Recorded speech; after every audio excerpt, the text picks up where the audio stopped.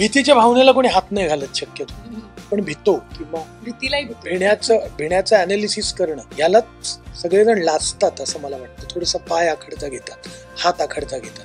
तर मध्यवर्ती पात्रावर लहानपणी करणी प्रयोग झाला होता, जारणाचा प्रयोग झाला होता आणि त्यामुळे तिच्या आयुष्याची काय उलथापालथ झाली. आणि ऑब्विसली जो खूप चांगली पुस्तकं वाचलेला माणूस आहे, जागतिक पुस्तकं वाचलेला माणूस आहे, त्याने ऑब्विसली जागतिक सिनेमा पाहिलेला असतो.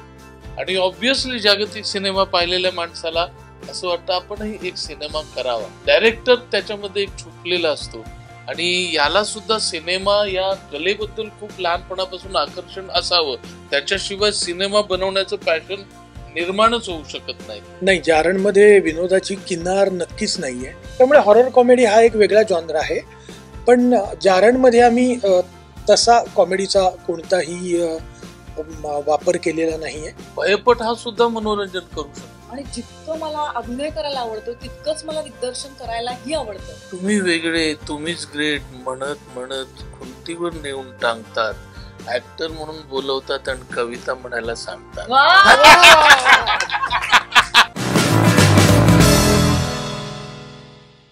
नमस्कार, लोकसत्ता ऑनलाईन मध्ये तुम्हा सर्वांचं खूप मनापासून स्वागत आहे. आपण सरांपासून सुरुवात करूया. सर, मराठीत सातत्याने नवनवीन प्रयोग होत आहेत आणि गेल्या काही दिवसांपासून भयपट हे फार आम्हाला रेअर पाहायला मिळाले. आणि आता जेव्हा मी ट्रेलर पाहिला तेव्हा ट्रेलर पाहिल्यावर आपल्याला स्वतःला अंगावर काटा येतो की हे नेमकं काय सुरू आहे राधाच्या बाबतीत. तर या चित्रपटाबद्दल म्हणजे या कथेबाबत जाणून मुळात तुम्ही ही जी कॉम्प्लिमेंट दिली त्यासाठी धन्यवाद म्हणतो मी. आधी जारण म्हणजे ब्लॅक मॅजिक असं आपल्याला ट्रेलरमधनं कळतच आहे. मी कोकणात वाढलो. कोकणातच असं नाही, आपल्या महाराष्ट्रातल्या किंबहुना भारतातल्या ग्रामीण भागांमध्ये जारण, करणी, चेटूक अशा प्रकारच्या घटना आपल्याला सातत्याने कानावर पडत असतात. आणि खरं तर ग्रामीण भागात म्हणण्यापेक्षाही मला म्हणायचंय, आपण अगदी शहरातल्या मध्यमवर्गीय कुटुंबातनंही जर का आपण त्यांच्याशी जर का आपण बोललो तरी कोण ना कोणतरी ह्या गोष्टी आपल्याला सांगतच की आमच्या नात्यात यांच्यावर चेटूक झालं, त्याच्यावर करणी झाली. तर बेसिकली ही कथा एका मुलीची आहे. त्या मध्यवर्ती पात्रावर लहानपणी करणी प्रयोग झाला होता, जारणाचा प्रयोग झाला होता आणि त्यामुळे तिच्या आयुष्याची काय उलथापालथ झाली याचं चित्रण करणारा हा एक भयपट आहे. म्हणजे हा एक थोडक्यात एक कौटुंबिक भयपट आहे. संपूर्ण कुटुंबानी सोबत बसून पाहावा असा हा एक कौटुंबिक भयपट आहे. जेव्हा म्हणजे भूमिका तेव्हा अमृता मॅम आणि अनिता आणि सर म्हणजे हे कास्टिंग ही सगळी जेव्हा पहिल्यांदाच जमली होती की नेमकं हे गणित कसं, कास्टिंगचं गणित कसं? नाही, मी जेव्हा स्क्रिप्ट लिहित होतो तेव्हा अमृताच माझ्या डोळ्यासमोर होती. म्हणजे ती मध्यवर्ती पात्र लिहिताना, त्यामुळे ते कास्टिंग तर होतच कागदावर. आणि जेव्हा तिला मी स्क्रिप्ट वाचून दाखवली तेव्हा स्क्रिप्ट तिला आवडली आणि तिने लगेचच होकार दिला. अनितालाही स्क्रिप्ट वाचून दाखवल्यावर तिला तो रोल आवडला आणि ती हो म्हटली. आणि किशोर कदम तसे आमचे खूप काही बऱ्याच काळापासून आमचे मित्रत्वाचे संबंध आहेत आणि त्यामुळे तो रोल लिहितानाही मला असं सतत वाटत होतं हा रोल जो आहे तो किशोर कदमांनी जर का केला तर फार बरं होईल. आणि त्यांना जेव्हा रोल ऐकवला तेव्हा त्यांनीही लगेचच होकार दिला. त्यामुळे कास्टिंग जे आहे ते काहीसं स्क्रिप्ट लिहितानाच मनात होतं आणि स्क्रिप्ट लिहून झाल्यावर ते लगेचच म्हणजे आकाराला आलं.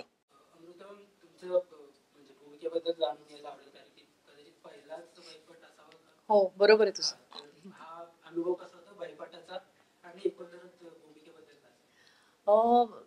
मी स्वतः ना प्रेक्षक म्हणून सुद्धा मला खूप भीती वाटते भयपट बघायची.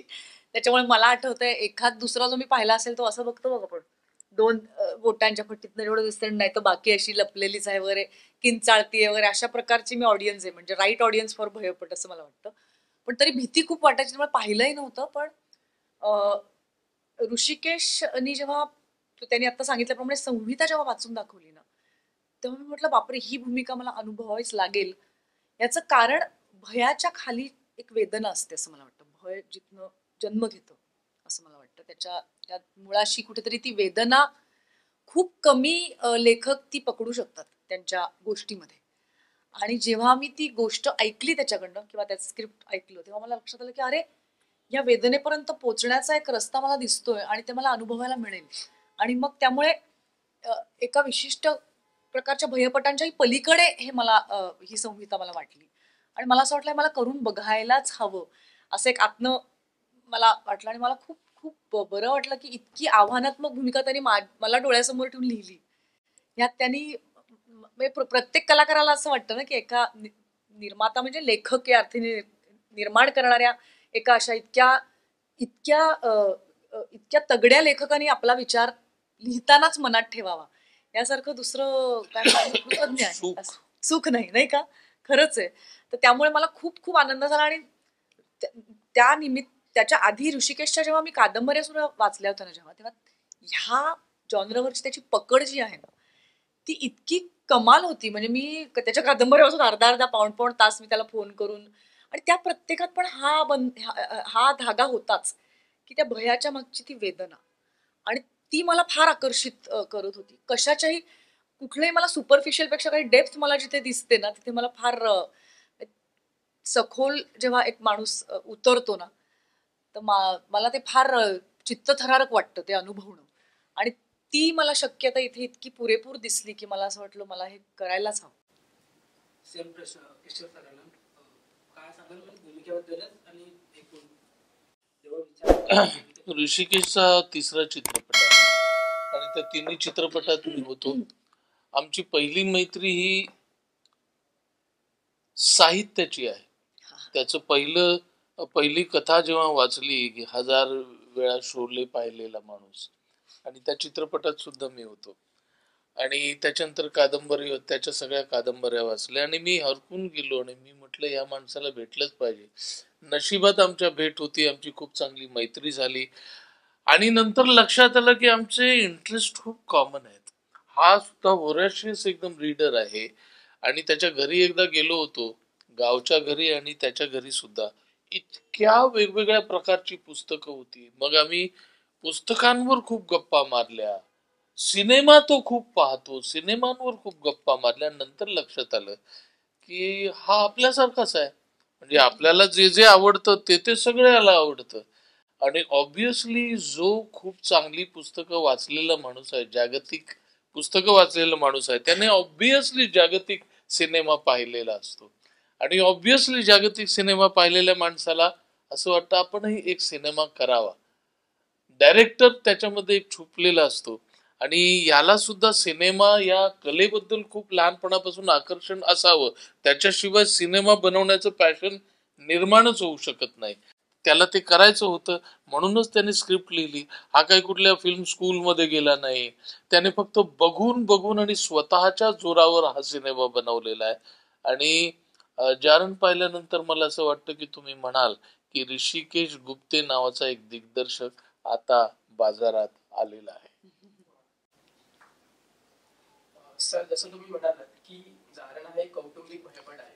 आपण मराठी चित्रपटसृष्टीचा एक इतिहास बघितला की 90-80च्या दशकात असे काही भयपट आहेत की ज्यांना एक विनोदाची किनार आहे. म्हणजे लक्ष्मीकांत बेर्डे सरांचे असतील, अशोक सराफ सरांचे असतील.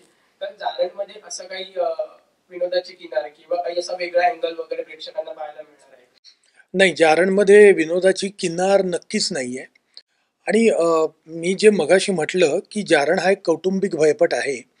कारण याहून जास्त मी जारणबद्दल बोलू शकत नाहीये. कारण जारणबद्दल जितकं जास्त मी बोलीन तितका तो सिनेमा पाहताना तुमचा रसभंग होण्याची जास्त शक्यता आहे.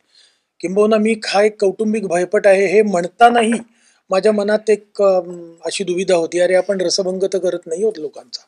कारण हा कौटुंबिक भयपटही नाहीये नुसता, त्या पलीकडेही बरंच काही जारणमध्ये आहे. तर आता राहिला तुमचा मुद्दा, यात विनोदाची नाही, विनोद यात नाही आहे. कारण मुख्यत्वे जेव्हा हॉरर कॉमेडी बनते ना तर त्यावेळी मुळात हॉररचा उद्देश काय असतो, हॉरर सिनेमे लोक का बघतात, लोकांना ना एका सुरक्षित कवचात बसून घाबरायला आवडतं.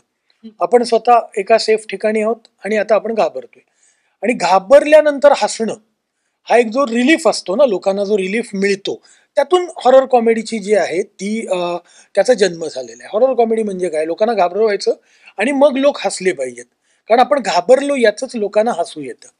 सो त्यामुळे हॉरर कॉमेडी हा एक वेगळा जॉनर आहे. पण जारणमध्ये आम्ही तसा कॉमेडीचा कोणताही वापर केलेला नाहीये आणि मला नाही वाटत जारण बघून तुम्हाला कुठल्याही प्रकारे हसू येईल. नाही, तरी सुद्धा मला असं वाटतं की आपल्याकडे एक परसेप्शन तयार झालेलं आहे की सिनेमाला जाणे आणि स्वतःच एंटरटेनमेंट करून घेणे म्हणजे हसवून घेणे हाच एक प्रकार मनोरंजनाचा प्रकार आहे आणि तोच सर्रास आहे आपल्याकडे. पण मनोरंजनाचे म्हणजे अं, भयपट हा सुद्धा मनोरंजन करू शकतो. एखादा उदास करणारा चित्रपट आठवडाभर तुमच्या सोबत राहतो, तो सुद्धा एक प्रकारचं वेगळं मनोरंजन असतं. हा दुःख हे सुद्धा एक वेगळ्या प्रकारचं मनोरंजन असू शकत नाही, पण दुःख समृद्ध करतं. तर आपण मनोरंजनाची व्याख्या हसण्यापुरती खूप मर्यादित करून ठेवलेली आहे असं मला वाटतं.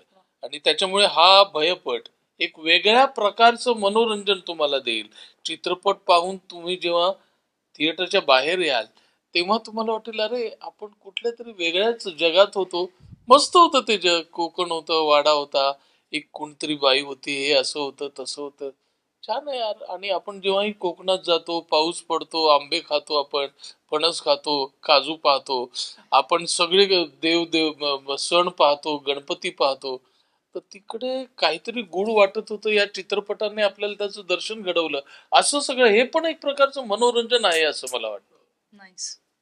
मला तिघांनाही एक संयुक्तिक प्रश्न असा विचारायचा आहे की जाणं हा एक भयपट आहे, पण खऱ्या आयुष्यात तुम्हाला असे काही भयाचे अनुभव आलेले आहेत का आपल्या स्वतःच्या गावी? कारण आपण कुठेही ट्रिपला गेलो, घरी एकत्र गप्पा मारत असलो की रात्रीच्या वेळेस सर्वांचा चर्चेचा विषय आवडीचा अनेक असतो की आपण आता हॉरर स्टोरीज एकमेकांना सांगू ऐकूया. तर असा खऱ्या आयुष्यातील काही अनुभव आहेत का? मला एक सॉरी तुला सांगायचं होतं. नाही, मला एक वेगळा म्हणजे काय म्हणायचं एक वेगळा अनुभव माझ्यापाशी आहे असं मी म्हणेन. माझ्या आयुष्यातला पहिला माझं अगदी जीवाभावाचं माणूस गेलं ते म्हणजे माझी आजी. आणि आजी म्हणजे आईची आई. ती रेहमतपूरला राहायची आणि कोरेगाव तालुका, सातारा जिल्हा, कोरेगाव तालुका, रेहमतपूर माझा आजोळ. आणि दर सुट्टीत आजीला मी भेटायचे आणि फार माझ्या जीवाभावाची होती. माझ्या आयुष्यावर सगळ्यात जास्त पगडा, माझ्या करिअरवर तिचा खूप पगडा, अशा अर्थाने की तिने पहिलं वाचनालय सुरू केलं रेहमतपूरमध्ये आणि आज त्याची 3 मजली इमारत झालेली आहे. वा वा. आणि तिने माझ्या आयुष्यात पुस्तकं आणली आणि ती मला कुठली वेगवेगळी पुस्तकं वाचायला द्यायची आणि मला म्हणायची जर पुस्तक आवडलं तर का आवडलं त्याच्यावर चर्चा कर, नाही आवडलं तर का नाही आवडलं ह्याच्यावर चर्चा कर. आणि त्यातनं मला संहिता चांगली का वाईट हे कसं ठरवायचं ह्याचे बाळकडू तिने त्या वयात मला दिलं. तर अशी माझी आजी. त्या अर्थाने मी म्हटलं की माझ्या करिअरमध्ये सुद्धा म्हणजे मला नेहमी लोक म्हणतात तुम्ही सगळ्या चांगल्या संहिता कशा निवडता. त्याच्या आधी मी 10 संहितांना नकार दिलेला असतो कारण ते बाळकडू मला आजीने फार लहानपणी गाजलं होतं असं मी म्हणेन. अशी माझी आजी जेव्हा गेली अचानक गेली. म्हणजे कधी कधी असं असतं की वय झालं होतं जाणार होते, तसं काहीच नव्हतं. आजी अवघी 59 वर्षांची होती आणि खूप म्हणजे कशी पहाटे उठली, तिचा उपास होता, मग न्हायली छान आणि अहेव गेली ना रे. ती हे होती माझे अण्णा तेव्हा काय म्हणायचं त्याला रे, सौभाग्यवती होती, सवाष्ण होती. ती न्हायली, तिने सुंदर साडी नेसली लायली, तिने साबुदाण्याची खिचडी केली, मंगळवार होता, उपास होता, तिने ती खिचडी खाल्ली आणि ती 10 मिनिटात ती गेली. Oh my God. हा. सो तेव्हा मी 10वीत खूप लहान होते, मी शाळेत होते आणि मला कळलंच नाही म्हणजे याचा अर्थ काय, मृत्यू म्हणजे काय, कुठे गेली आजी. खूप लहान होते मी. आणि तेव्हा बायचान्स माझ्या आयुष्यात ती अशी ह्याची पुस्तकं असतात ना, त्याला कुठली विद्या म्हणतात जी म्हणजे आत्मे किंवा असं काहीतरी काहीतरी त्याची जी पुस्तकं ती मी समोर वाचत होते, वेगवेगळ्या प्रकारची पुस्तकं मी तेव्हा. त्याच्यात त्याने असं लिहिलं होतं की तुम्ही जर एखाद्या अशा आत्म्याला आवाहन केलं तर तो येतो. सो मला असं वाटलं की मग मी आता आजीला बोलवते कारण मी तिचा निरोप नाही घेऊ शकले आणि शेवटच्या भेटीत तिने मला गाणं म्हणायला सांगितलं होतं जे मी म्हटलं नव्हतं. सो मी आईला म्हटलं म्हणून ती चिडून गेली का माझ्यावर. तर मला तिला सांगायचं होतं आजी सॉरी मी गाणं म्हणायला हवं होतं. सो अचानक तो निरोपच घेता आला नाही तिचा आणि त्यातनं माझ्या बालमनावर असं वाटलं की अच्छा. सो मला एक ती रात्र आठवते माझ्या आजोळची. आजी गेल्यानंतर पहिल्यांदा जेव्हा मी आजोळी गेली आणि त्याच्यावर मग मी लघुपट बनवला आजी नावाचा. त्याच्यात माझं काम गिरीश कुलकर्णीच्या छोट्या मुलींनी केलं, शारवी आता जी मोठी झाली. पण मी दिग्दर्शित केलेला तो पहिला लघुचित्रपट आजीच नाव. सो ती मुलगी तर ती मला ती रात्र आठवते. मी रात्री उठले आणि मी ना आजी ये आणि त्याच्यात त्यांनी सांगितलं होतं की त्या माणसाच्या फोटोकडे बघा आणि आजीचा फोटो लावला होता पण आजी गेली ती जस्ट म्हणजे आम्ही त्याच्यानंतरच मी गेले होते ना त्या घरी. आणि आजीचं ते असं आम्हाला ते तिच्या पायावर लोटलं होतं, सगळं गाव लोटला होता तिचं जेव्हा नेत होते तिला हे करायला तेव्हा. त्यामुळे ते असं मी शेवटचं दर्शन आणि मग खूप काय काय चर्चा झाली होती की आजीच्या बांगड्या अशा ना वेड्यावाकडे होऊन आल्या होत्या म्हणजे जळल्यानंतर. सॉरी पण ते तर माझ्या मनात खूप परिणाम त्या बांगड्या होत्या. तर ते सगळं घेऊन मला ती रात्र आठवते. मी रात्रभर त्या घरात फिरून आधी मी आजीच्या फोटोमध्ये टक लावून बघितलं आणि रात्री उठले तेवढ्यासाठी. भीती वाटत होती पण म्हटलं नाही आजीला मला भेटायचंय. आणि आजी ये आजी ये आजी ये असं मी घरभर रात्रीची एकटी मुलगी फिरते 1 वाजता. सगळ्यांच्या झोपण्याची मी वाट पाहिली. मी गच्चीपर्यंत आणि मला त्या जिन्यावरनं चढायची खूप भीती वाटायची. आजोळेचा जिना आणि वरती गच्चीत गेले कुठे गेले आणि मला अजून आठवतं मी गच्चीत अशी उभी राहिले. वरती असं त्या चांदण्याने भरलेलं आकाश ज्याच्या खाली मला आजीने इतक्या गोष्टी सांगितल्या होत्या आणि आजी ये मी म्हणते त्या आभाळाकडे बघून पण काही घडलं नाही. आणि तिथे मला मृत्यूचा अर्थ कळला की आजी येणार नाहीये किंवा ती गेली याचा अर्थ काय. म्हणजे एका अर्थाने तो तसा किस्सा नाहीये तू म्हणतोस तसा पण एका अर्थाने तो आहे की आहेच. कारण मी तिला I tried my best to जसं ह्याच्यात पण तुम्ही ट्रेलर मध्ये सीन पाहिला असेल की तुम्ही या तर त्याच्यात एक वेदना असते ना जी माणसं आपण अशी जोडायला बघतो. एखादा माणूस निघून जातो आपल्या आयुष्यात. सो मला असं वाटतं की मला तसं काही अनुभव नाही आला पण आय ट्राईड फॉर दॅट. असं तुम्ही जे विचारलं की भीती वाटली का, तर भीती खूपच वाटलेली आहे मला. म्हणजे सततच भीती वाटत असते. कारण मला जर भीती वाटत नसती तर मी भीतीविषयी लिहिलं नसतं. आपण एकटे असतो तेव्हा भीती वाटतेच. मी तर एक छोटा प्रसंग शेअर करीन. अगदी 5-7 वर्षापूर्वी घडलेला प्रसंग आहे. आमच्या घरी मी कोकणात राहतो, नागोठण्यात, रायगड जिल्ह्यात. आमच्या घरी कोणी नव्हतं त्या दिवशी आणि मी झोपलो होतो रात्री.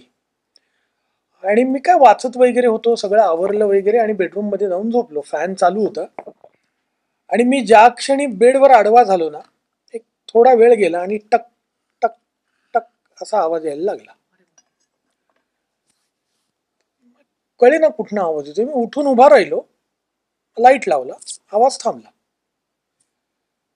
बघितलं, पुन्हा थोड्या वेळाने मी झोपलो. मी झोपलो की 1-2 मिनिटांनी टक टक टक आवाज चालू होत होता. उठून उभा राहिलो की तो थांबला. मग मी लाईट चालूच ठेवला आणि झोपलो. आवाज चालू झाला, टक. म्हटलं कुठनं येतोय आवाज. मला कळलं. मग मी उभा राहिलो, आवाज थांबला. मी जेव्हा झोपत होतो ना तेव्हा त्या फॅनच्या आवाजाने भिंतीवर कॅलेंडर होतं. ते कॅलेंडर उडत होतं आणि आपटत होतं, उडत होतं आपटत होतं कॅलेंडरचं पान. आणि मी उभा राहिलो की माझ्यामुळे तो वारा अडत होता, त्यामुळे तो आवाज थांबत होता. पण मी जो भ्यायलो त्यावेळी, म्हणजे इतका भ्यायलो, म्हणजे आपल्या घरात जिथे आपण लहानाचे मोठं झालोय तिथे असं काही घरात कुणी नसतं ना, तू म्हणजे एका छोट्या रूम मध्ये का होईना, तू जर का म्हणजे तुमची भिण्याची ना एक प्रकृती असायला लागते. म्हणजे कसं आहे, तुम्ही हळवे असता, तुम्ही विनोदी असता, तुम्ही रागीट असता, तसे तुमची ना एक भिण्याची पण प्रकृती असायला लागते. तुम्हाला म्हणजे भिण्याची प्रकृती म्हणजे भिणं हे काही चुकीचं नाहीये. भिणं हा एक सगळ्यात उत्तम सेल्फ डिफेन्सिव्ह मेकॅनिझम आहे. आपल्यात उत्क्रांतीने जो आपल्यात टाकलेला आहे, उत्क्रांतीच्या प्रवासाने, की तुम्ही भीता म्हणजे काय, तुम्हाला तुमचा मेंदू इशारा देतो की काहीतरी होऊ शकतंय बाबा, काहीतरी गडबड आहे. सो प्रत्येकात एक भिण्याची प्रवृत्ती असते. फक्त आपल्याकडे आपल्या समाजाने किंवा आपल्या समाजाने असं नाही, ज्या पद्धतीने आपण अख्खेच्या अख्खे मानवजात आपण प्रगत होत आलेलो आहोत, आपल्याकडे भिणं हा जो एक भिण्याच्या भावना जी आहे ना, ती खूप दुर्लक्षित राहिलेली आहे. त्याचं तेवढं संगोपन झालेलं नाहीये. हळवेपणा पण आपण चांगला मानतो. हसणं तर काय, अरे हा काय माणूस हसवतो. चिडणाऱ्या माणसाला हा लगेच चिडतो. लगेच भिणारा माणूस आपण नाही म्हणत, कारण आपण भीतो हे आपण लोकांपासून लपवूनच ठेवतो. सो असं आहे. मी माझं हे बघा, आता तिच्या भयाचा प्रकार वेगळा होता, याच्या भयाचा प्रकार वेगळा होता. भय वेगवेगळ्या प्रकारचं असतं. मी माझा एक छोटासा अनुभव शेअर करीन की मी विपश्यनेला गेलो होतो हा. इगतपुरीला. पावसाळाच होता आणि तिथे जवळजवळ 1000 माणसं शांत बसून मेडिटेशन करतात आणि पिन ड्रॉप सायलन्स असतं. दुपारी जेवण असतं, संध्याकाळी तुम्हाला फक्त मुरमुरे वगैरे काहीतरी देतात आणि संध्याकाळचं जेवण नसतं. आणि मला एका दरीच्या कोपऱ्यातली खोली दिली होती. बाकीच्या सगळ्यांना दोन दोन रूम शेअर कर, पण मला का कुणास ठाऊक त्या माणसाने एकट्याला दिली होती. आणि रात्री 9 वाजता झोपायचं आणि सकाळी 4ला उठायचं. 4ला उठवायचे ते, त्यामुळे 9ला झोपायची. दिवसभर ते तसं असतं. तर रात्री 9ला मी म्हटलं आता आपण आपल्या रूम कडे जाऊया. थोडासा पाऊस पडून गेलेला होता, मातीचा रस्ता होता आणि असा रस्ता होता, खाली दरी होती आणि इथे कोपऱ्यात शेवटचं माझी रूम होती. मी असा गेलो आणि टॉर्च माझ्या हातात होता. त्यांनी सांगितलं होतं टॉर्च वगैरे घेऊन या. टॉर्च माझ्या हातात होता आणि मी बघितलं की माझी अशी खोली आहे, असा रस्ता आहे. मी इथे गेलं, त्या दरीतनं एक मोठा सरडा असा मान वर करून मी ज्या दिशेने येतोय तिकडेच बघत होता. आणि मी थांबलो आणि त्या सरड्याकडे बघत राहिलो. आजूबाजूला कोणी नव्हतं. मी म्हटलं आता हा सरडा आणि खोलीच्या बरोबर समोर. मी म्हटलं सरडा काय करणार आहे, म्हणून मी हळू एक एक पाऊल जसं टाकत होतं तशी त्याची मान हलत होती. आणि मी रूम कडे गेलो. दरवाजा उघडला, लाकडी दरवाजा होता, झोपडी टाईप होता. मी दार बंद केलं, पटकन बंद केलं, म्हणून झोपून जाऊ आपण आपला. मी झोपलो, पण मला त्या सरड्याचे डोळे आठवत राहिले. मी उठलो, परत म्हटलं बघूया गेला काय. मी उठलो 5 मिनिटांनी आणि खुर्ची घेतली आणि वरच्या पट्टीतून पाहिलं तर सरडा माझ्या डोळ्यांकडेच पाहत होता. असा आणि अजून वर आला होता आणि असा वर करून माझ्या डोळ्याकडेच पाहत होता. मी जवळजवळ 15 मिनिटं खाली वाकून सरडा गेला काय बघत होतो. तो सरडा बघतच होता. आणि मी म्हटलं त्या फटीतून हा आज आत येणार, आपल्याला काय झोप येणार नाही. मी जवळजवळ 1.5-2 तास खुर्चीवर बसत होतो, तिकडे जात होतो. तो सरडा तसाच होता. काय झालं कुणास ठाऊक, काय अर्धा पाऊण तासाने मी गेलो, वरून बघितलं तर तो सरडा तिथे नव्हता. पण त्या दिवशी रात्री मला रात्रभर झोप आली नाही. मी म्हटलं तिथून तो खाली आला असेल, पलंगाखाली असेल, काय होईल. एक वेगळ्या प्रकारचं भय आहे.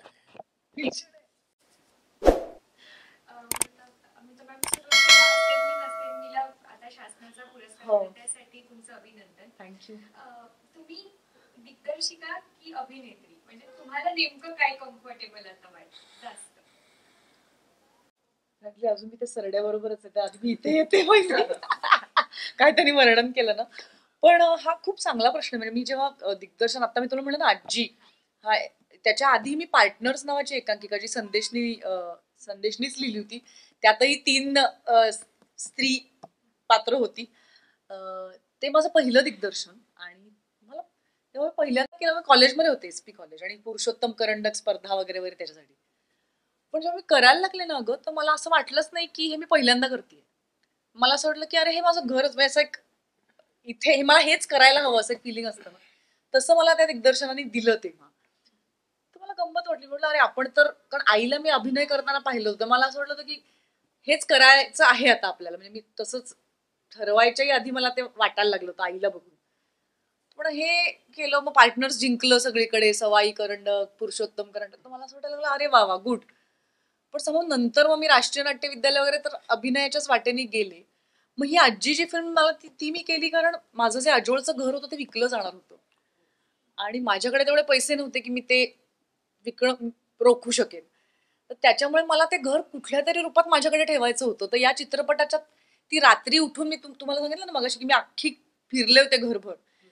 तर मिलिंदनीच, ज्या सिनेमॅटोग्राफरने आमचा हा सिनेमा शूट केलेला आहे, त्यांनीच आजी शूट केलाय. काय योगायोग आहे बघा. क्या बात. हो, मिलिंदनी आजी शूट केलंय. माझं पहिलं दिग्दर्शन चित्रपटातलं मिलिंदनीच केलेलं आहे शूट. सो मिलिंदनी तो अख्खं अख्खं सगळं ते घर चित्रित केलं होतं हे मला आठवतंय. आणि ते माझ्याकडे राहिलं ना आता कायमचं. त्याने ते ज्या पद्धतीने लिटप आता मिलिंदचं तुम्ही ह्याच्यात पण लाइटिंग जर तुम्ही बघाल, मिलिंदने जी कमाल केलेली आहे, तर त्याच्यामुळे त्याची एक वेगळी मजा आली. आणि आता असेन मी नसेन मी खरं सांगायचं तर तो विषय जेव्हा मी ऐकला, संदेशनी जेव्हा ते वाचलं नाटक, पण संदेश जेव्हा लिहितो तेव्हा जरी तो घरातच लिहित असला तरी मी सारखं त्याला विचारत नाही काय करतोयस, काय झालं वगैरे. कारण तो मला फक्त एवढं सांगत असतो, आजचा सीन सॉलिड झाला, किंवा तो काहीतरी म्हणतो खरं तर इथे नाटक संपायला पाहिजे पण कदाचित अजून एक सीन लिहावा लागेल वगैरे, असं तो मला सांगत असतो. तर मला खूप गंमत वाटत असते, मला बाकी काही माहित नसतं आणि तो असं काही काही नाटकाविषयी नाटकाच्या आसपासचं बोलत असतो. पण जेव्हा त्याने ते पूर्ण वाचलं नाटक आणि तो मला म्हणाला की अमृता हे, आणि संदेशची नंतर खरं तर आजीच्या वेळेला संदेशने मला असिस्ट केलं होतं दिग्दर्शनाला. कारण त्यांनी मला पार्टनर्स मी करत असताना त्यांनीच लिहिलेलं होतं, म्हणजे त्यांनीच आम्ही लाईफ पार्टनर झालो. त्याच्यामुळे मी 17 वर्षांची असल्यापासून तो माणूस मला बघतोय. आजीच्या वेळेला त्यांनी मला असिस्ट केलं होतं जेव्हा मी दिग्दर्शन करत होते. आणि नंतर तो मला सतत स्त्री दिग्दर्शकांचे सिनेमे दाखव, अमृता तू दिग्दर्शन करायला पाहिजे, अमृता. तर मी म्हणायचं अरे मला वेळ कुठे आहे, मी किती काम करते आता, तू काय बोलतो, असं आमचं ते व्हायचं. पण इथे ना सगळ्या गोष्टी जुळून आल्या. म्हणजे मी मधल्या एका, म्हणजे मला कारण चांगलं स्क्रिप्ट मिळत नाही तोवर मी कुठल्याच कामाला होकार देत नाही, तर ते एक होत होतं मला की एक्साइटिंग स्क्रिप्ट. आणि तेवढ्यात हे स्क्रिप्ट मी वाचलं संदेशचं आणि मी म्हटलं की अरे बापरे हीच ती वेळ, तो विषय माझ्या आत्ता तर मग खूपच जास्त जवळचा आहे. आणि खूप, मी तर म्हणते संदेशमुळे मला ही लक्झरी आहे की माझ्या पुनश्च हनीमून सुद्धा ते मी बसवलं नाही, पण एक खूप काहीतरी जवळचं मला साकारायला मिळतं. म्हणजे मेरिल स्ट्रीप म्हणते ना, तुमचं दुःखाला तुम्ही आकार द्या आणि त्याची कला करा, कला बनवा. तर तसं असेल मी नसेल मीचंही झालं असं मला वाटतं. कारण माझ्या बाबांना अल्झायमर्स होता, त्यांनी ते गेले आणि तेव्हा संदेशनी फार जवळ, त्यांनीच त्यांचं माझ्यापेक्षा जास्ती केलं. तर त्याच्यातनं कुठेतरी हे या नाटकाचा जन्म जेव्हा होत जाताना मी बघितलं तेव्हा मला असं वाटलं की हे मी दुःख अनुभवलंय आणि ते मला कलेतनं अनुभवायला हवं, त्यातनं मला कुठेतरी ताकद मिळेल असं म्हणून मी ते दिग्दर्शित करायला घेतलं. आणि मी तुला परत म्हटलं तसं मला असं वाटलं अरे मला हे करायचंच आहे. म्हणजे काही वेळेला आपण म्हणतो मी करून पाहिलं पण आता काही मी करणार नाही, पण मला असं वाटलं नाही, ही सुरुवात आहे. आणि जितकं मला अभिनय करायला आवडतं तितकंच मला दिग्दर्शन करायलाही आवडतंय. किंबहुना म्हणजे अभिनय करत असताना मला ऋषिकेश एक खूप छान गोष्ट सांगायचा. म्हणजे राधाचा जेव्हा जेव्हा मी भूमिका करत होते ना तेव्हा तुम्हाला अमृता राधा बनून येऊ नकोस, राधाला बरोबर घेऊन ये. सो एक तुमच्या आत कामनेस पाहिजे, एक शांतपणा पाहिजे त्या त्या पात्राला साकारण्यासाठी, जो दिग्दर्शक म्हणून माझ्यात आहे असं मला लक्षात आलं. म्हणजे मी जेव्हा दिग्दर्शन केलं तेव्हा मी वेगळी होऊन जाते. मी शांत असते, मी अजिबात नटांवर आरडाओरडा नसतो, मला परफेक्ट कळत असतं कशाने काय होईल, मला क्राफ्ट कळत असते, मी अजिबात घाईघाई करत नसते. म्हणजे आणि हे मला आत्ता पहिल्या दिग्दर्शनातच जाणवलं. म्हणजे काही दिग्दर्शकांचं काही काय म्हणतात सिनेमे झाल्यावर किंवा नाटकं झाल्यावर होतं ना, पण मला असं लक्षात आलं टेम्परामेंटली मी बदलते. म्हणजे अभिनेत्री म्हणून मी जी आहे ना, ते दिग्दर्शिका म्हणून मी वेगळी होऊन जाते, माणूस म्हणून जी संदेशला आवडते कारण ती मी शांत असते ना खूप. दिग्दर्शक म्हणून, अभिनेत्री म्हणून मी खूप जास्त काही, तिथे माझी वल्नरेबिलिटी, माझ्यातली संवेदनशीलता कामाला लागते ना. त्याच्यामुळे तेव्हा मी कधी कधी चिडचिडी बनलेली असते, बापरे मला रोल सापडतोय की नाही, मग मी घाबरलेली असते आणि मी त्या माझ्या भावनांशीच खेळत असते तिथे. पण दिग्दर्शक म्हणून मला शांत होऊनच ते काम करावं लागतं, ज्यांनी माझ्यातली मी स्वतः नवीन काहीतरी मला सापडले असं मला वाटतंय आणि ती मी परत परत शोधत राहणार आहे. तो नवीन प्रवास सुरू झालाय. पण तुला गंमत सांगू का, म्हणजे अभिनेत्री म्हणून कुठेतरी मला असं वाटतं की अजूनही मी त्या टेम्परामेंट कधी येतं कधी जातं असं होतं, पण दिग्दर्शिका म्हणून माझ्या पहिल्या प्रोजेक्टपासून मी शांत आहे. त्याची मला गंमत वाटते. मला मला ऍक्टर हँडलिंग इतकं आवडतं, मला कास्टिंग करायला इतकं आवडतं. म्हणजे हे जे दिग्दर्शनाचे विविध पैलू आहेत ना, ते मला इतके जास्त आवडतात की मला कधी कधी खरंच असं वाटतं, संदेश म्हणतो तसं की अगं तू जास्त दिग्दर्शन का नाही करत आहेस. पण मला असं वाटतं प्रत्येक गोष्टीची वेळ यावी लागते, तशी मी आता आली इकडे. माझी वेळ कधी येणार तुझ्याकडे काम करायला? तुला मगाशी स्क्रिप्ट दे मला म्हणून सांगितलंय. हो हो हो करेक्ट. हो, येस. लक्षात ठेव मला. हा. मराठी चित्रपटामध्ये ऐतिहासिक कॉमेडी असे जॉनर्स आहेत. ते जॉनर्स बघणारे प्रेक्षकही आहेत. म्हणजे काही गटाला ऐतिहासिक, काही गटांना कॉमेडी, काहींना सिरियस वाले आवडतात. तसाच एक गट आहे जो ज्यांना हॉरर मूवी बघणं सुद्धा आवडतं. पण ऍज अ मेकर म्हणून आणि ऍज अ कलाकार म्हणून त्या गटाला आपण तितकं सकस कंटेंट देण्यात कमी पडतोय असं वाटतंय का? कारण की तितकीशी हॉरर फिल्मची मराठीत निर्मिती होत नाही. तर ॲज अ मेकर म्हणून तुम्हाला आणि कलाकार म्हणून तुम्हाला असं वाटतं का की कमी पडतो आपण तो कंटेंट देणं? मी मगाशी जसं सांगितलं ना तसंच आहे. भीतीच्या भावनेला कोणी हात नाही घालत शक्यतो, कारण आपण भितो किंवा भीतीलाही भीती भिण्याचं अनालिसिस करणं यालाच सगळेजण लाजतात असं मला वाटतं. थोडंसं पाय आखडता घेतात, हात आखडता घेतात त्या त्या कलाकृतीपर्यंत जाण्यापासून. सो मला वाटतं हे जेव्हा लोक करायला लागतील किंवा लोक जेवढी भीतीच्या बाबतीत सहज होतील तेव्हा अजून खूप चांगले भयपट बनत जातील. की तुम्ही असं काही खूप त्यात कठीण नाहीये. ही फक्त फेज आहे की आता सध्या भयपट जास्त बनत नाहीयेत किंवा सध्या बनतातच आहेत, आणि ते सकस आहेत की नाही हे म्हणजे खऱ्या अर्थाने तुम्ही लोक किंवा प्रेक्षक, म्हणजे चांगले भयपट ही अजून बनतील, मला यावर पूर्ण विश्वास आहे. पण मला मला एक समाधान खूप, हा चित्रपट जेव्हा मी बनलेला पाहिला त्यानंतर मला असं वाटलं की आम्ही ना जेव्हा तो बनवायला सुरुवात केली ना तेव्हा मी तुम्हाला म्हटलं तसं मी भयपट आधी पाहिलेले नव्हते किंवा मला ते जॉनर नवीन होतं. पण ह्या माणसाने मला एक यादी दिली की आपल्याला ना, तो मला म्हणाला अमृता काय म्हणतात सकस हाच तो शब्द आहे मराठीतला म्हणायचं झालं तर, की किंवा मगाशी मी म्हटलं तसं वरवरचा नाही तर तो एक भयाच्या मागची ती वेदना, म्हणजे तशा आपल्याला त्या लेव्हलचा चित्रपट बनवायचा आहे. मला आठवतं मी दी अदर्स नावाचा सिनेमा पाहिला होता निकोल किडमनचा, आणि त्यात भयाच्या पलीकडे एक काय म्हणायचं ती वेदना, मला दुसरा शब्दच खरं तर सापडत नाही किंवा आय डोंट नो, पण ते प्रत्येक चांगला भयपट हा तिथे पोचतो आणि तो प्रेमाच्याही आसपास फिरत असतो. प्रेमाचं असोशी जे असते ना, असोशी लॉंगिंगला मी असोशी हाच शब्द आहे मराठीत, की म्हणजे आपण म्हणतो ना आत्मा सुद्धा येतो, म्हणजे कसं त्याचं काहीतरी जगायचं राहून गेलेलं असतं ना, असं आपण म्हणतो. ते एक असोशी असते ना, की अरे राहून गेलं काहीतरी, म्हणजे परत येणं जे असतं ते म्हणतो आपण असं. तर तसं मला असं वाटतं की एक ते आम्हाला ती असोशी पकडली जावी अशी एक ऋषिकेशनी एक ते विजन मला दिलेलं होतं, आणि चित्रपट बघितल्यावर मला ती असोशी जाणवली. भयाच्या बरोबरच तेही मला पोचलं.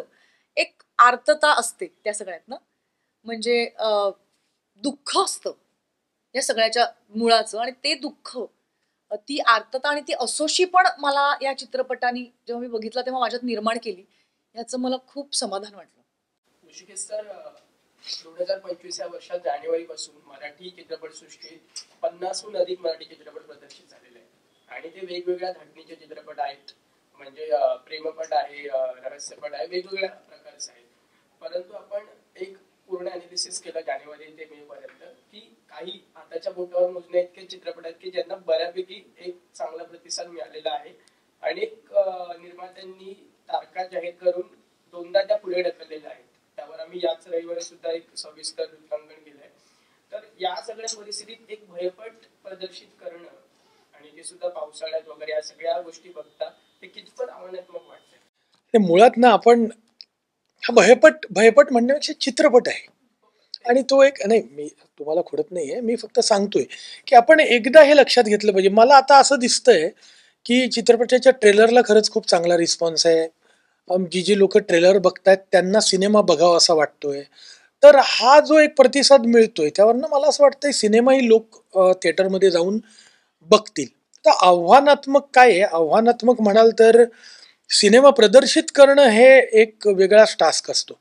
म्हणजे आपण सिनेमा बनवून मोकळे होतो, पण सिनेमा बनवणं वेगळं आणि सिनेमा रिलीज करणं हा एक वेगळा टास्क असतो. त्यामुळे सिनेमा कोणताही रिलीज करणं आणि कोणत्याही काळात रिलीज करणं हे एक आव्हानच असतं. त्यामुळे ते आव्हान मात्र आहे. पण मला वाटतं की चांगलं वातावरण आहे, पाऊस पडतोय, चांगला सिनेमा बनलेला आहे, लोक तो पाहतील. आत्ता या घडीला इतके दोन्ही सिनेमे चांगले चालतात, गुलकंद आणि आता थांबायचं नाही. होय. यांचे 4थे आणि 5वे आठवडे सुरू झालेले आहेत. मला असं वाटतं की एका चित्रपटाचा दुसऱ्या चित्रपटाला आम्हाला फायदा होईल त्याचा. एप्रिल मे 99 ही चांगला तोही चालायला लागलाय आता. केलेलं आहे. त्याच्यामुळे जर तुमचं कॉन्टेंट चांगलं असेल ना तर लोक येतात. हो. अगदीच आम्हाला असं वाटतं, आणि हे आपल्या चित्रपटांनी सिद्धच केलंय. दुसरं मला आमच्या चित्रपटाच्या बाबतीत असं वाटतं की प्रत्येक नाटकाचं, चित्रपटाचं सुद्धा एक नशीब असतं असं मला वाटतं. आणि कितीही चांगला बनलेला असला तरी त्याचं एक नशीब असतं. तर ह्या चित्रपटाचं ना सुरुवातीपासून चांगल्या चांगल्या गोष्टी घडत गेल्या. एक नशीब मी ह्याला म्हटलं, मला असं आतनं वाटतंय, आता बघूया पुढे काय होतंय, पण मला जे आतनं एक चांगली भावना आहे, त्या सकारात्मक भावना आहे की गोष्टी चांगल्या घडत गेल्या. आम्हाला जी टीम हवी होती, प्रत्येक भूमिकेला ते माणूस आम्हाला मिळत गेलाय. किंवा मिलिंद सारखा आमची सगळी टेक्निकल टीम असेल, मिलिंद असेल किंवा एव्ही प्रफुल्लचंद्र आमचा बॅकग्राऊंड, कारण मला असं वाटतं कुठल्याही भयपटासाठी टेक्निकल टीम फार महत्वाची हो असते. हो. सो मिलिंद सारखा सिनेमॅटोग्राफर, या सगळ्यांच्या वेळा, तारखा, मंदार सारखा आमचा साऊंड रेकॉर्डिस्ट, कारण साऊंड पण फार महत्वाचा आहे या, किंवा आमचं लोकेशन फॉर दॅट मॅटर, अनेक लोकेशन गेली आली, फायनली तो भोरचा वाडा आला आणि त्यांनी इतकं काही काही त्याच्यात ऍड केलं. मला आठवतं मलाच इतकी भीती वाटायची, कारण मी एकटी उभी असायचे, कॅमेरा समोर असायचा, एकटी त्या वाड्यावर, आणि मिलिंदनी जे लाइटिंग केलं होतं भोरच्या वाड्याला, मला इतकी भीती वाटत असायची. मी म्हणायचे अरे कुणीतरी असिस्टंट या ना, मला इकडे पाठवा ना जरा इकडे वगैरे, आणि एक बिचारा तो यायचा आणि असं हसायचा, म्हणायचं अरे हसू नको, दात नको दाखवूस वगैरे अशी मी ओरडत. आता इतकं सगळं ते गमतीशीर पण होतं, पण ऍट द सेम टाइम गोष्टी खूप चांगल्या घडत गेल्या. आणि आम्हाला आता रिलीज कसा करूयात, कधी करूयात म्हणताना आम्हाला अनीस बाजमीन सारखे प्रेझेंटर मिळाले, हो हो. जी इतकी आम्ही स्वप्नात सुद्धा आम्ही याचा विचार केला नव्हता. की बाजमी सरांनी पोस्टर बघितलं, ते मला भेटले होते कुठेतरी, मी त्यांना पोस्टर त्यांनी ते पाहिलं, त्यांनी चित्रपट पाहिला आणि तो त्यांना इतका आवडला. आणि गंमत म्हणजे जेव्हा पहिल्यांदा मी ट्रेलर पाहिला तेव्हा माझे मामा मम्मी घरी आले होते आणि माझी मामी म्हणाली अगं भुलभुलाही आठवतोय. तर मला असं वाटतं की काहीतरी असं एक युनिव्हर्स, आयुष्य आपल्याला काहीतरी सांगून जातं. आणि तेव्हा अनीस बाजमी सर नव्हते कुठेच पिक्चरमध्ये, पण त्यांनी होकार दिला आणि आज त्यांनी इतका चांगला त्याच्यामध्ये रस घेऊन ते आमच्या प्रमोशनला आम्हाला हे करतायत की आम्हाला असं वाटतं की अरे हे घडत गेलं. म्हणजे आमच्या ध्यानीमनी नव्हतं की असं काही घडेल जेव्हा आम्ही तो बनवला चित्रपट तेव्हा. पण मला असं वाटतं की आपल्या सगळ्यांच्या वाटण्याच्या पलीकडे काहीतरी घडत असतात गोष्टी. हेच या चित्रपटाचंही म्हणणं आहे. त्या सकारात्मकही घडत असतात आणि नकारात्मकही घडत असतात. चित्रपट या चित्रपटाच्या बाबतीत मात्र त्या सकारात्मक घडत चाललेल्या आम्ही बघतोय. साऱ्यांच्या निमित्ताने आपली भयपटावर एक उत्कंठावर्धक आणि रंजक चर्चा सुरू आहे. आणि या सगळ्या पलीकडे मला एक मोह तो आवरत नाहीये. सरांनी पण तसा उल्लेख केला की बाहेर खूप छान पाऊस पडतोय, वातावरण गारेगार झालंय आणि समोर किशोर सर आहे. सरांकडून कविता ऐकण्याचा मोह आवरत नाही. तर सर एखादी कविता जर तुम्ही सादर केली तर प्रेक्षकांना सुद्धा ऐकायला आवडेल.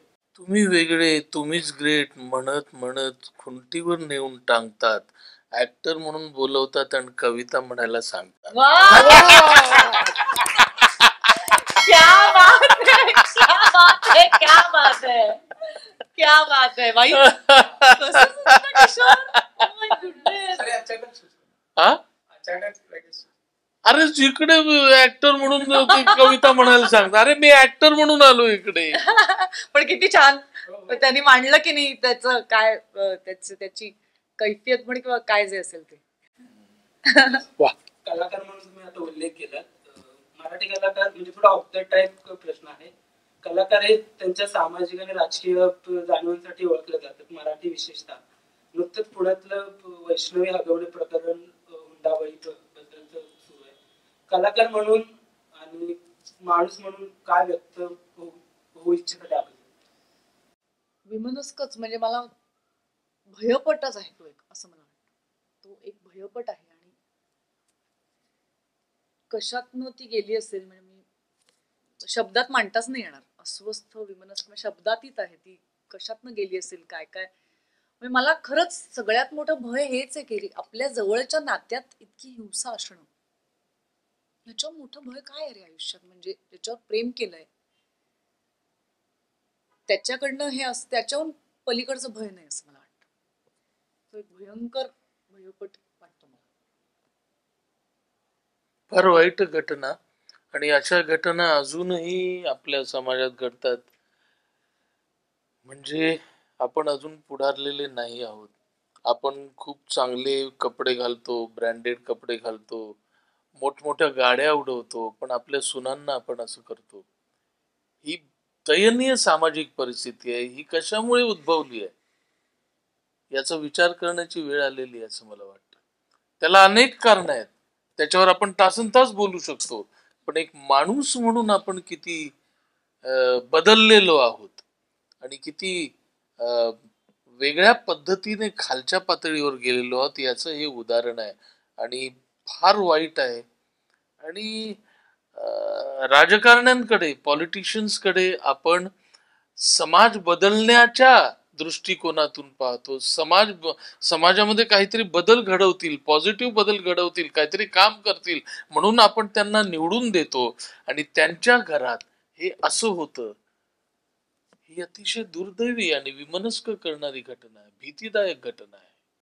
अच्छा, आपल्या गप्पा अशाच रंगात राहतील. जारण प्रदर्शित होतोय, तुम्ही तिघं मिळून प्रेक्षकांना काय आवाहन कराल? जारण हा चित्रपट तुम्ही जेव्हा पाहून बाहेर पडाल तेव्हा एक उत्कृष्ट चित्रपट पाहिल्याचं समाधान तुम्हाला मिळेल. उत्कृष्ट परफॉर्मन्सेस पाहिल्याचं समाधान तुम्हाला मिळेल. उत्कृष्ट बॅकग्राऊंड साऊंड, सीन मध्ये जो बॅकग्राऊंड साऊंड असतो हॉरर चित्रपटामध्ये, तुम्ही जर थोडासा वेगळा विचार केला तर तो किती महत्वाचा होता आणि किती वेगळ्या प्रकारे साऊंड वापरलेला आहे. आणि सिनेमॅटोग्राफी किती उत्कृष्ट असू शकते. आणि मराठी सिनेमामध्ये सुद्धा हॉलिवूडच्या लेवलचं काम केलं जाऊ शकतं. परफॉर्मन्सेस, सिनेमॅटोग्राफी, साऊंड डिझाईन आणि एकंदर गोष्ट, तिचं प्रोग्रेशन, प्रत्येक व्यक्तिरेखा ही किती समृद्ध आहे आणि किती प्रगल्भपणे मांडलेली आहे, याचं समाधान तुम्हाला चित्रपट देईल असं मला वाटतं. यांनी सगळंच सांगितलंय. किशोरने सांगितलं हो, म्हणजे ह्यांनी जे सांगितलंय ते अनुभवायचं असेल तर जारण बघा. आणि मला किशोरने इतकं चांगल्या शब्दात ते मांडलंय. पण मला विशेष हे सांगायचं की त्याचसाठी तो थिएटरला बघणं फार महत्वाचं आहे. कारण थिएटरला बघणं, त्यांनी ज्या टेक्निकल गोष्टी, एका भयपटासाठी विशेषतः टेक्निकल गोष्टीत आम्ही इतकं काम चांगलं केलेलं आहे ना, की म्हणजे त्याचं साऊंड विशेषतः किंवा त्याचं आता कॅमेरा कलर करेक्टेड जो असतो ते मोठ्या पडद्यावर जेव्हा तुम्ही बघाल ना तेव्हा त्याचा खरा इफेक्ट जो आहे तो तुम्हाला अनुभवायला मिळेल असं मला वाटतं. म्हणून थिएटरमध्ये बघणं फार महत्वाचं आहे. नंतर आम्ही काय म्हणतात OTT वर काय कॅमेऱ्यात बघू किंवा त्या मोबाईलवर किंवा टीव्हीवर बघण्याचा हा सिनेमा नाही असं मला वाटतं. तो एकत्रित जो अनुभव असतो ना, सगळे मिळून आपण घाबरतो, त्याच्यात पण एक मजा असते ना, किंचाळून असं करायला एक असं पाहिजे ना, म्हणजे ती एक वेगळी मजा आहे. आणि रात्री गच्चीत म्हणजे आपले मतकरींच्या वगैरे कथा जेव्हा ऐकतो आपण तेव्हा एकमेकांचा हात धरून सगळे मिळून जेव्हा आपण ते करतो त्याच्यात एक ती वेगळी मजा आहे. त्याच्यामुळे तो थिएटरला बघणं हे फार गरजेचं, महत्वाचं म्हणण्यापेक्षा मजेचं असं. सुरुवातीला जारण आम्ही ट्रेलर पाहिला, ट्रेलरमध्येच एक वेगळा लुक तुमचा पाहायला मिळतोय, तर भूमिकेविषयी काय सांगाल? जारणमध्ये मी गंगुटीची भूमिका करते. गंगुटी नेमकी कोण आहे, काय आहे, कशी आहे, ह्याबद्दल सगळ्यांच्याच मनामध्ये एक प्रकारची उत्सुकता आहे. आणि ती काय आहे हे तुम्हाला चित्रपटातच बघायला मिळणार आहे. खरं सांगायचं तर तिच्याविषयी मी अधिक काही सांगू शकत नाही, पण आपल्या मनात ज्या ज्या गोष्टी येत आहेत तिच्याविषयी तसंच तिला चित्रपटातली माणसं सुद्धा बघतायत. तिच्याकडे ती कोण असेल, काय असेल, असे प्रश्न चित्रपटातल्या लोकांना देखील पडलेले आहेत. अशी ही गंगुटी आहे. अर्थातच गंगुटी ही राधाच्या लहानपणची एक व्यक्ती आहे की जी तिच्या मनामध्ये घर करून बसलेली आहे. इतकंच मी आत्ता या क्षणी तुम्हाला सांगू शकते गंगुटीविषयी. पण तो लुक, ती भाषा, ते सगळं जे आहे, जे ऋषिकेश गुप्ते यांनी जे वातावरण तयार केलंय गंगुटी भोवती, ते तिचं गूढ, तिच्याबद्दल वाटणारी भीती, हेच चित्रपटाचं मूळ देखील आहे असं मी तुम्हाला नक्की सांगू शकते.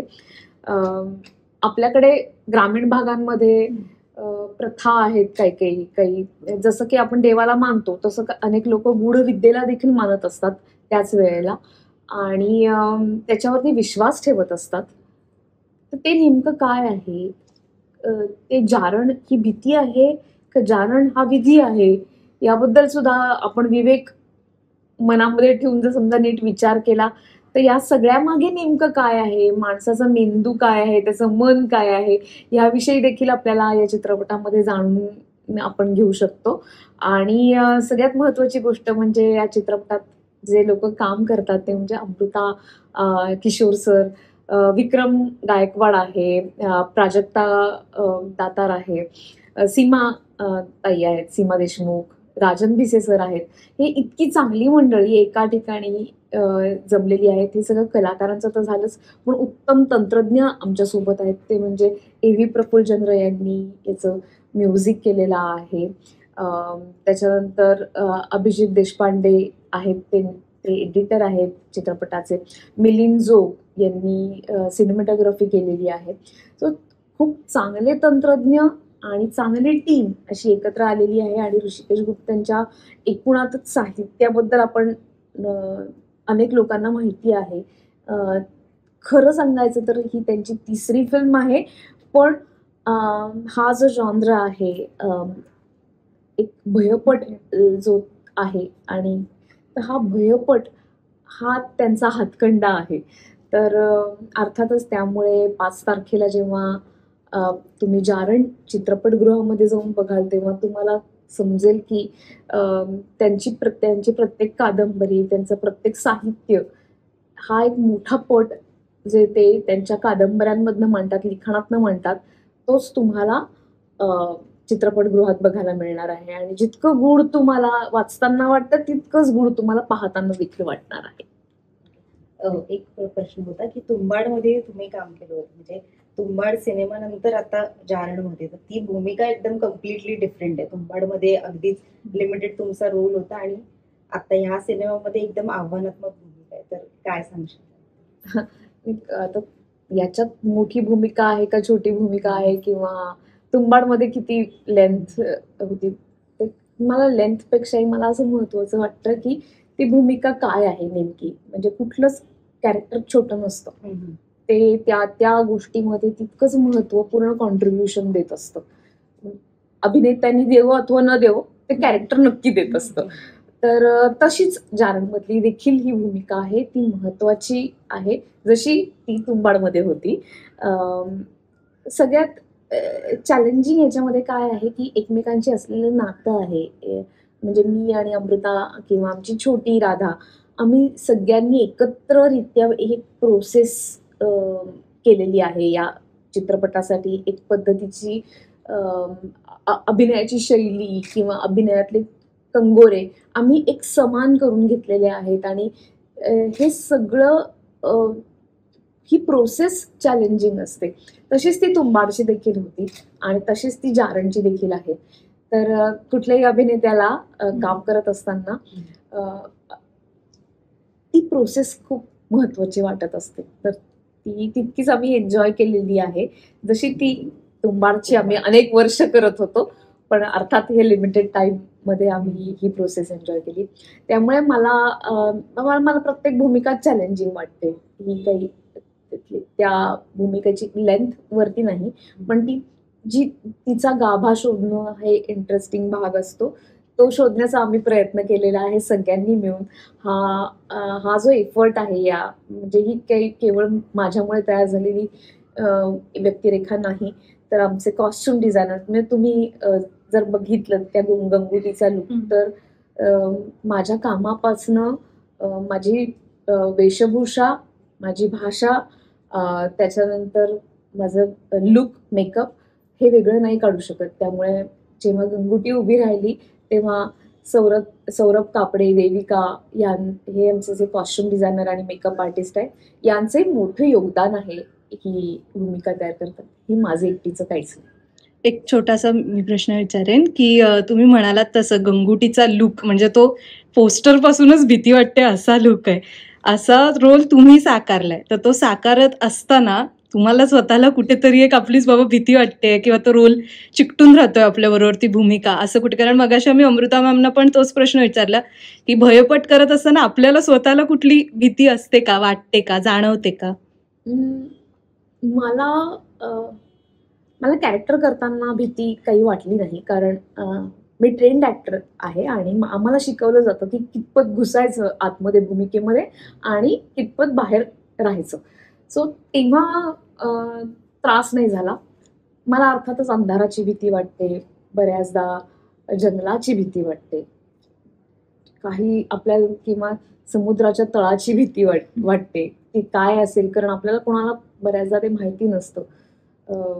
तर ज्या गोष्टी माहिती नाहीत आणि आपल्या कल्पनेच्या पलीकडे आहेत कदाचित, आपण इमॅजिन करू शकतो, कोणी सांगू शकत नाही. अशा प्रत्येक गोष्टीची मला भीती वाटते अर्थातच. पण मी अंधश्रद्धाळू नाही. माझा कुठल्याच अंधश्रद्धेवरती विश्वास नाही. पण हे काम करत असताना खूप मजा आली. ज्यांचा विश्वास आहे त्यांना पटेल अशी भूमिका साकारणं हेच माझ्यासाठी एक पद्धतीचं आव्हान होतं. अनेक लोकांचा विश्वास असतो.